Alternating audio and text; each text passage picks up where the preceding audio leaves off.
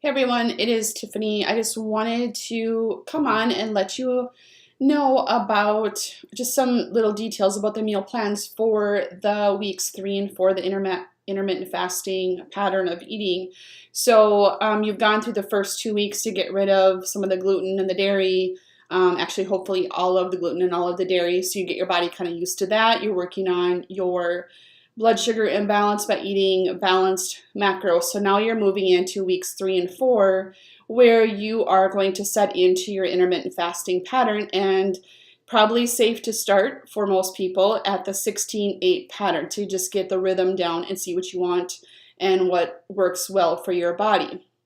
So what I highly recommend that you do is go through the meal plans, and you can do them as written. You're going to see each meal. There's 2 meals and 1 snack for weeks 3 and 4. And if you see that for each meal and the snack, there's the calories and carbohydrates, fats, and proteins listed.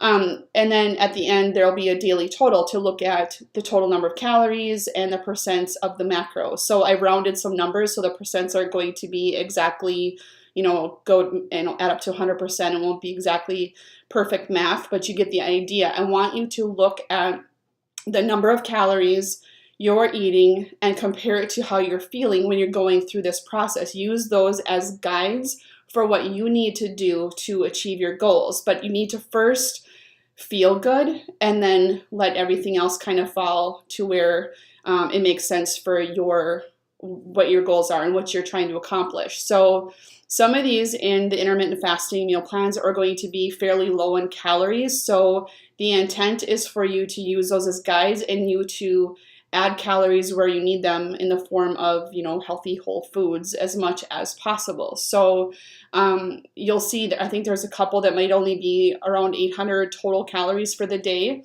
I'm not suggesting you eat 800 calories only on an ongoing basis. I want you to add and, use your body as the guide to help you determine what is best for you. So if you have any questions on that, go over to the group so that you can, everybody can hear the same answers and get the same information. I'm sure more than one person has the same questions, so hopefully that helps. But the meal plans are all gluten-free, dairy-free, and total calories, macros, all the carbohydrates, proteins, and fats in percentages, so you get the idea, and so you can develop a pattern of what makes you feel the best. So that's what I want you to focus on. All right, have a great day. Thanks.